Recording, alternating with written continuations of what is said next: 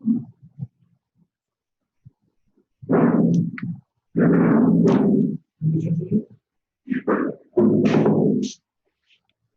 doctor. Can you hear me? Please reply.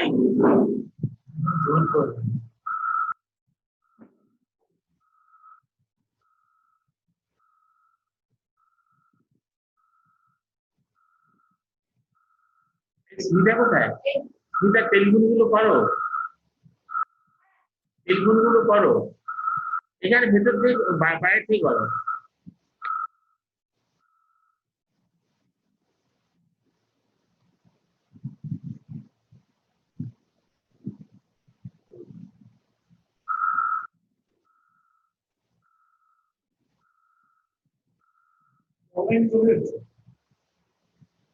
Now, Doctor.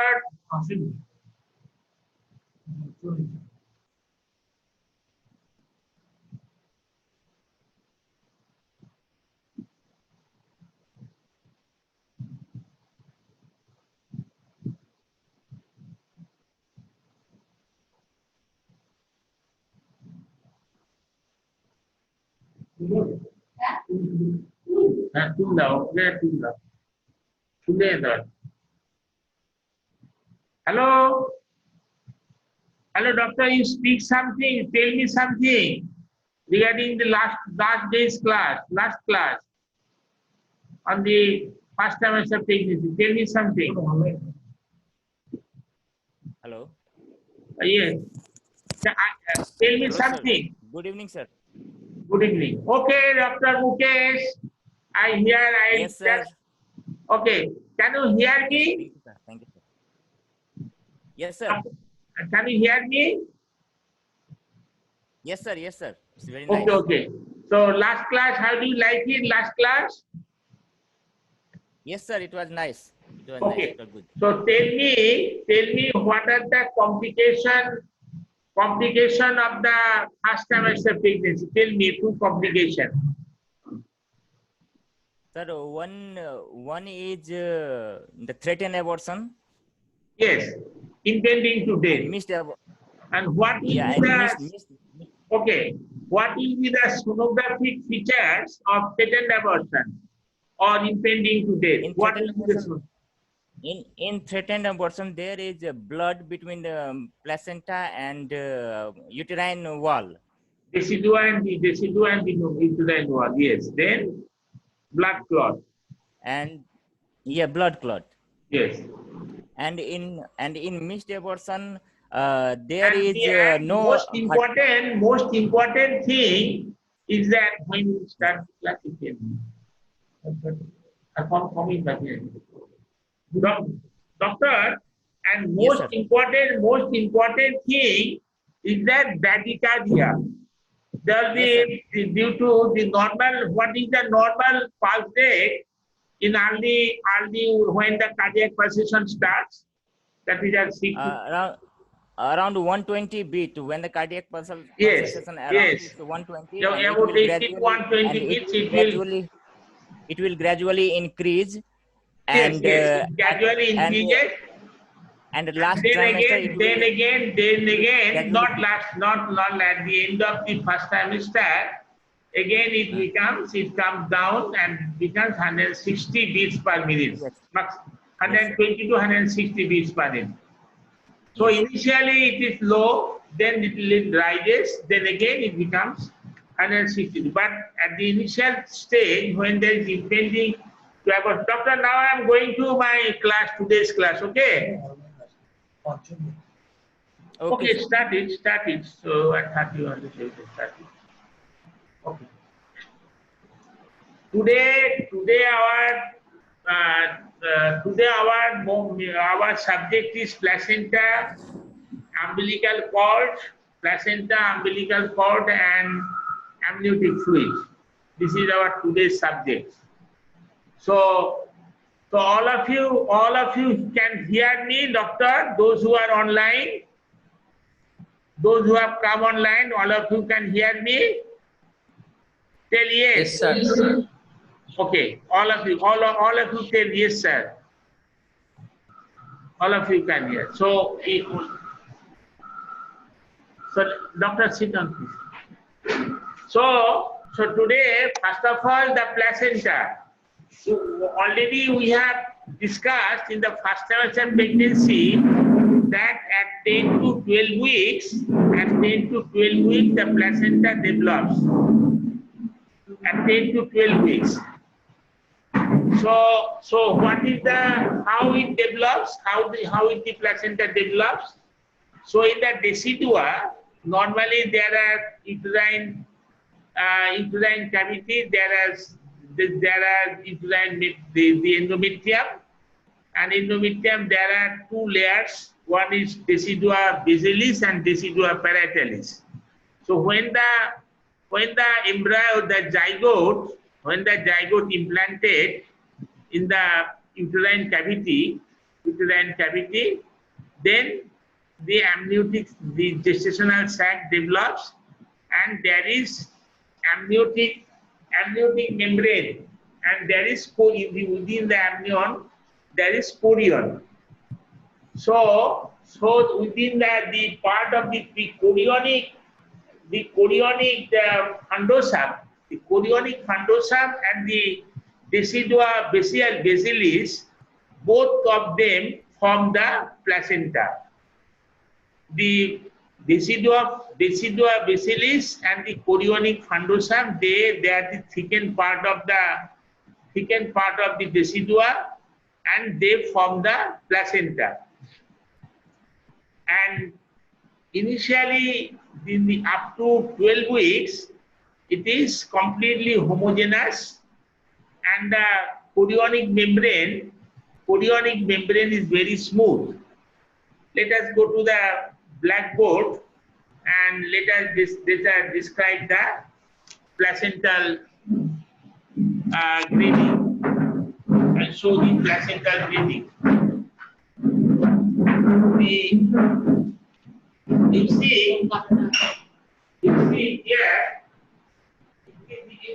here, the thickened part of the decidua. The thickened part of the decidua. This is the amniotic surface. The amniotic surface is smooth, and it is a homogeneous thing. And it remains up to 12 weeks, up to not 12 weeks, up to the 29 weeks. This remains the homogeneous, and the chorionic membrane. The membrane is very smooth. So this is your grade 0. So when there is some ecogenic particles comes within the placental substances, ecogenic particles, as well as this chorionic surface, there is some undulation, and it is slightly ecogenic. Then we call it is grade 1. This is about 29 to 30 weeks. Within 29 to 30 weeks, these changes appear. There is the homogeneous, it is not purely homogeneous.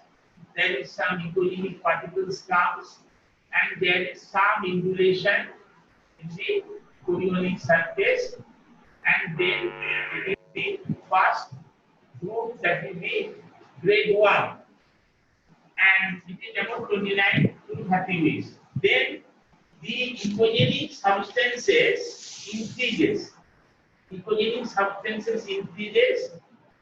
undulation becomes prominent, and it becomes coma-shaped. So it becomes coma-shaped, and ecogenic substance becomes prominent. So this is about it goes up to 36, 37 weeks. The same thing goes up to, and the basal layer also becomes prominent. So this undulation becomes coma-shaped. This is slightly indulated, this is slightly indulated, this is plain. This is plain. This is grade 0, this is grade 1. And when it is prominent, that it becomes coma-shaped, then it is grade 2. Up to 36, 37 weeks, this changes remains. So it is called grade 2 maturation.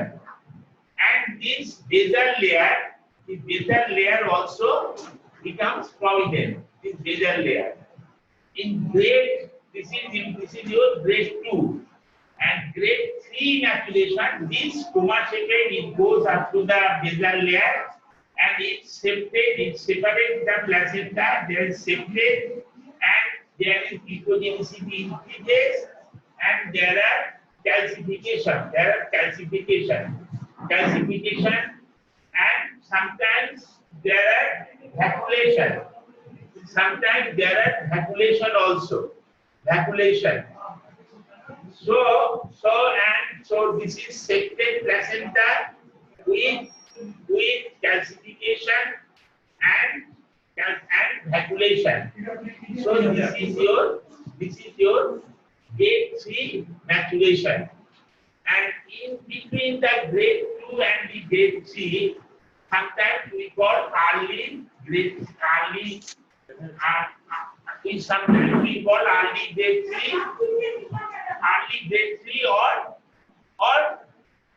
or grade 3 preparation. So this is the grading of the placenta. I hope that you have understood the grading of the placenta.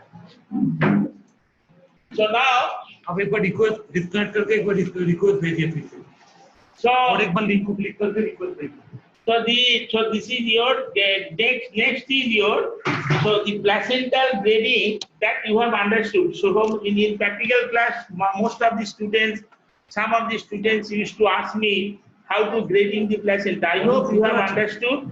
একটা problem আছে call over internet করতে হবে সবাই শুনতে পাচ্ছে হ্যাঁ শুনতে পাচ্ছে so you have understood how to the grading the placenta. So if you have any question after the class, we have the question answer session.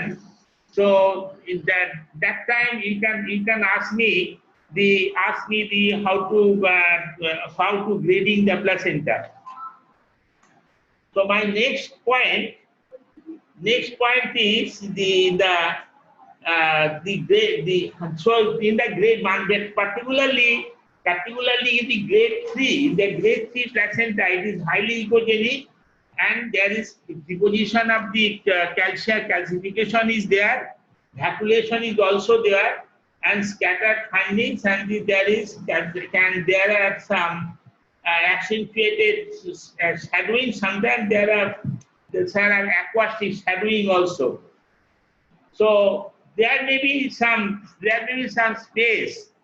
There may be some space in the placental substances that is called cyst. So that is the cyst. That is the placental cyst also. You can see in case of grade 3 of the placenta, you can see the placental cyst. So now the placental measurement in the second trimester pregnancy, that is in the grade 2. In the grade 2, placenta is most thickest, about 3.8 centimeter thickness. So from the second trimester onward, the placental thickness slightly reduces, and it may be go to up to 3.4 centimeter in the early second trimester, in the starting from the second trimester to the third trimester pregnancy. So in case of this grade 2, the thickness in the grade 2, it is about 3.8 centimeter. So starting in the grade 2, it is about the grade 1, at this last end of the grade 1, it is the thickest. Then starting from the grade 2, it starts decreasing in the size. So in the third trimester, the size is become small size, and it becomes 3.4 centimeter in the third trimester, in the third grade 3 placenta. So there is one measurement of the placental thickness that is called placental index. Placental index is the placental weight divided by the fetal weight. So when there is in the fetal grade, when the fetus is early stage, that is grade 1, the placental index is more, that is 0.24. But when the grade 3 or the fetus is at this third trimester, the grade becomes at 38 weeks, the placental index becomes 0.5. That is the fetus is larger, then placenta is smaller. So this is it. Sometimes there may be edematous. This is the normal placental development, normal placental measurement. But there are some conditions where we get the edematous placenta. Edematous placenta, that is the hydros fetalis. When there is hydros fetalis, when there is RH incompatibility, we get the edematous. In the case of diabetes, we get edematous placenta. So normal placenta, that is about up to 3.8, but there are some conditions where we get the edematous placenta. In case of hydros fetalis, congenital hydros fetalis, congestive cardiac failure, diabetes mellitus, we get the edematous placenta. Sometimes there are small sunken placenta. That is in case of the IUGR. In case of IUGR, we get the sunken placenta. In case of IUGR. So this is about the placental thickness. Then the location of the placenta. Diabetes, RH incompatibility, diabetes, and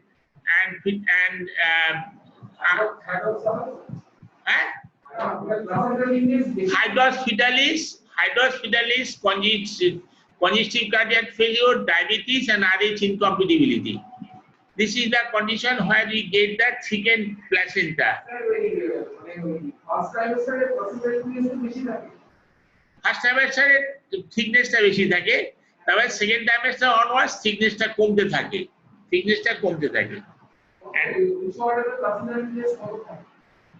Normally first trimester শেষের দিকে it becomes 3.8, তারপরে আস্তে আস্তে কমতে 3.4 এ চলে যায় at the end, at the third trimester, and the thickness is lowest at the third trimester, and in second trimester and first trimester and early third trimester it is our largest thickness. Next is the placental location. That is important. Placental location. That is the placental location is anterior, posterior, and lateral. So anterior, posterior, and lateral. So naturally, and it becomes when it is fundal. When it is fundal, we call fundal anterior, then fundal posterior, or lateral wall. Sometimes that invasive, sometimes it is necessary to locate the placental location for the invasive procedure. Sometimes you all know that we have to the amniocentesis, and if we don't know the position of the placenta, we can also injure the placenta. The evolution of the third trimester pregnancy, bleeding, and sometimes in case of the third trimester bleeding, so we'll have to know that the placental position, and we all know that placenta previa.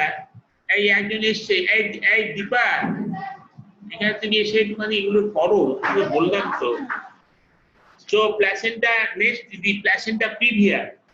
So naturally the placenta, there are one condition, the position of the placenta, the implantation of the placenta or anterior, posterior and the lateral, but when it encroaches the internal os, when it encroaches anteriorly or posteriorly, when it deeper, এই তোমাকে এখানে থাকতে বলছি না এই so when the internal, it encroaches the internal os, when it encroaches the internal os, we call the placenta previa. But during the exam, during giving your diagnosis, the bladder should be empty. When the bladder is overdistended, it looks, it gives pressure on the anterior abdominal wall. It gives pressure on the lower segment, lower internal segment, and the placenta is slightly upward. But if you empty the bladder, the placenta may seen in the normal, in the whether it is encroaches the internal os. Sometimes large uterine fibroid also that give the pressure, and it looks that the placenta is covering the internal os. So you will have to check all these things. And sometimes even the uterine contraction also gives the placenta looks downwards. So these are the things you will have to check. And this type of the placenta previa may be marginal, maybe marginal, or it is the complete placenta previa. So, but that also only when it is covered the internal os, we call the fully covered, that is called placenta previa, that is the complete placenta previa. So sometimes there may be some abnormal attachment of the placenta, abnormal attachment of the placenta, which we call that is the placenta, that is the circummarginate placenta. Circummarginate placenta is that membrane, that is decidual slightly the membrane of the amnion. I told you the membrane of the amnion sometimes covers the placenta, so we call circummarginate placenta. And there may be circumvallate placenta when the part of the decidua covers the placenta, we call this circumvallate placenta. And sometimes the placenta that is circumvallate placenta, circummarginate placenta, that is important. Next is your placenta accreta, placenta increta, and the placenta parpieta. So when there is that the bacillus, the decidua bacillus is not incomplete, and the placenta is directly attached to the uterine wall, but the villi, the villi are not encroaches the myometrium. So that is called the placenta accreta and the placenta accreta. But when the placenta increta, that the villi, they enter the musculature of the myometrium, the placenta increta and the parpieta, they all completely invade the myometrium. So the placenta accreta is very common, and it is 1 in 500 pregnancy we get placenta accreta, but increta and parpieta is not very common. So it is less common, and particularly in case of placenta increta, there is excessive bleeding during that detachment of the placenta. There is excessive bleeding. So So particularly late that it sometimes it may even the bleeding is so much it may require the hysterectomy may require. The complete this hysterectomy may require. So patient this type of condition which is very important. So particularly to diagnose, though it is difficult to diagnose the placenta increta, accreta, pancreata, it is very difficult to diagnose, but still you try to see the hypoechoic myometrium, thinning of the margin, thinning and irregular serous lesion, serous membrane, that is the lining membrane of the membrane of the placenta, and eventually the external tissue, the examination of the placental tissue, which is invading the myometrium. In that way, we'll have to detect sonographically. We'll have to detect invasion of the placenta in the myometrium. So in that way, you'll have to detect the increta of the placenta, placental increta. Then that is important, but then the abruptio placentae, that is very important. Abruptio placentae, that the retroperitoneal hemorrhage, retroperitoneal blood clot. So in case of normal placenta, is normal placenta's retroplacental hemorrhage or blood clot. Abruptio placentae, no retroperitoneal hemorrhage or blood clot. Normally the placenta separates. Normally the placenta separates during the third trimester of pregnancy, when at the time of labor, placenta separates. But if there is in the early massive massive blood clot in the placenta, that may be subserous, little in the subamniotic, or that may be in the interplacental blood clot, and even in the decidua in the below the amnion, below the bacillary membrane. So this clot, this is called retroperitoneal, this is called placental abruption or hematoma. At the interplacental. So this is the, and how much placental about more than 60 ml. So if it is less than 60 ml placental blood clot, that is not very dangerous for the fetus. But if it is large placental hemorrhage, so it may be that causing the hypoxia of the fetus, and that may cause fetal hypoxia, and that may cause dangerous condition of the fetus. And it may be due to hypertension. The amniotic blood clot may be due to hypertension, that retroplacental hemorrhage, maybe trauma, maybe premature preeclampsia, and there may be cocaine abuse. Due to cocaine abuse, also this type of infection may cause, this type of hematoma may cause. So volume, that I told you, that is different. That is diffuse placental abnormalities may be due to placental thinning and edema and the infection. So, and there may be hydros fetalis, and there may be viral or the diabetes infection.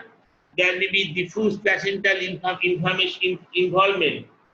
And then there may be due to polyhydramnios and the preeclampsia, the placenta may be thin. Due to polyhydramnios and the preeclampsia, the placenta may be thin. And there may be some condition where we'll get the focal placental changes. That may be some cystic degeneration, We may get some focal degenerative changes, that is the cystic degeneration. So there may be solid placental mass. We may get the solid placental mass, maybe due to hemangioma, that sometimes there may be metastatic disorder like melanoma, like your breast cancer, maybe due to lung cancer. We may get the placental metastasis, and placental teratoma is the placental tumor, though it is very rare, placental teratoma. So this is about, in short, this is about the placenta, and which is very important. You'll have to check it. Not when we are seeing the fetus. We have to check the placenta in details, as well as the amniotic fluid. So এখানে একটা কি এসছে Dipa? So then when we examine the placenta, there is you have to examine the cord also. You have to examine the cord. So normally the umbilical cord is about 54 to 61 centimeter. It may be short. It may be very short also, about 31 centimeter. And there is two artery, one vein. In case of congenital anomalies, the amniotic cord, the cord, there is one artery, two vein in congenital anomalies. But when the placental cord is long, there is chance of knotting, chance of torsion, and chance of prolapse. When the cord is long. And when the cord is short, there is some normal. So this is the cord. You have to examine the cord. You have to examine the insertion of the cord also. This is important. So the cord, amniotic fluid, and you all know that when we perform the Doppler study, that is the growth scan, we have to see the umbilical artery as well as the middle cerebral artery, the RI value of the umbilical artery and the middle cerebral artery. So naturally, in that case, you will have to see the cord. You'll have to check the cord at the insertion, and you'll have to see the umbilical artery, and you'll have to take the signature of the umbilical artery as well as the middle cerebral artery. So next is your amniotic fluid, which is very important. Amniotic fluid is also very important. And without amniotic fluid, that is the home of the fetus. So when the amniotic fluid is there at the first trimester, there is no role. That is mainly the maternal part. They contribute the amniotic fluid, but second trimester onwards, the fetal role is very important. Fetal role is important. Normally in adult, in the second trimester pregnancy, it is about 1.5 to 2 liter amniotic fluid we get. So if the amniotic fluid is in excess, we call polyhydramnios, and when the amniotic fluid is less, it is called oligohydramnios. So the cause of the polyhydramnios, mostly the neural tube defect and the other central nervous system disease, like your encephalocele, meningomyelocele, hydrocephalus, holoprosencephaly. These are the all cases of the all neural tube defect. Apart from that, there may be the esophageal atresia, duodenal atresia or obstruction. Sometimes the posterior the proximal small bowel atresia or obstruction,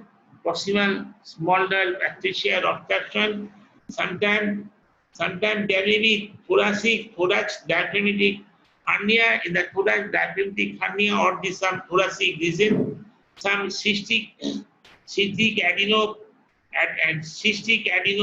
adenomatoid malformation, and the congenital diseases. We get these polyhydramnias and and sometimes it may be idiopathic, and sometimes due to diabetes also there may be polyhydramnias. And in case of oligohydramnias, mostly the kidney problem, kidney disease, that is bilateral renal agenesis, posterior urethral valve, and the infantile polycystic disease, or the infantile polycystic disease, or the bilateral multicystic dysplasia, of the kidney, and IUGR and the posterior and the postpartum pregnancy and the rupture membrane. These are the all cases of the oligohydramnias. And the measurement of the polyhydramnias and the amniotic fluid is very important. Measurement of the amniotic fluid is very important. We just see about divide the abdomen into 4 quadrants, and each quadrant we used to place the transducer longitudinally, and we try to see the largest pocket in particular in one quadrant, and it also we measured when after the freezing the image we measured the amniotic fluid, the length of the measurement also in longitudinal measurement. In that way, when we measure the 4 quadrant, and it should be less than 22 centimeter in centimeter. It expressed in centimeter. So it should be less than 22 centimeter and more than 8 centimeter. More than 8 to 22 centimeter. This is the normal amniotic fluid. In different trimester. The amniotic fluid becomes it differs. It is most small number is small. The less in case of 3rd trimester pregnancy, and it is more in the 2nd trimester pregnancy. So if the amniotic fluid is less, so we have to diagnose oligohydramnias is less than 8 centimeter. We have to diagnose the oligohydramnias when it is more than 10 centimeter, more 22 centimeter is polyhydramnias, and it is sometimes it is related with the amniotic fluid is also related diagnosis for the IUGR and the lung maturity. So when the amniotic fluid is less, we will have to think for oligohydramnias or lung maturity, or otherwise the causes of these renal related causes that I have already discussed with you. So amniotic fluid is very important, and next is there may be some turbid materials in the amniotic fluid. So normally the vermis there may be some turbid materials, floating materials. We may see in the amniotic fluid particularly in the 3rd trimester pregnancy. We may get some floating turbid materials in the amniotic fluid. But when the amniotic fluid is turbid, so we have to think that there may be some meconium. Then sometimes due to the meconium staining, the amniotic fluid may be turbid, and we will have to see whether there is fetal distress. Whether there is fetal distress or not, that we will have to see. We will have to check whether there is fetal distress or not. Meconium staining is a cause of fetal distress. So that also see the amniotic fluid. Amniotic fluid is completely anechoic, it is clear, but when there is some turbid, so you will have to think for fetal distress. That is also you have to see. So this is about amniotic fluid, and don't forget to check the amniotic fluid regularly during our fetal-placental profile. During our fetal-placental profile, we don't check the amniotic fluid regularly, but by your eye estimation, by your eye estimation, we generally see if it is more, then we measure the amniotic fluid that is in the fourth quadrant. We see the fourth quadrant of the amniotic, fourth quadrant of the abdomen, and we measure the amniotic fluid. And then if it is more than, then you see about the this either polyhydramnios or oligohydramnios. And that the amniotic fluid and the placenta, that is also important in the, particularly in case of twin pregnancy. In case of twin pregnancy, the chorionicity and amnionicity of the placenta and the amnion, that is very important. Diagnosis of the dichorionic, diamniotic twin, which is safer, but monochorionic, monoamniotic twin is not safe. So for diagnosis of the chorionicity and amnionicity,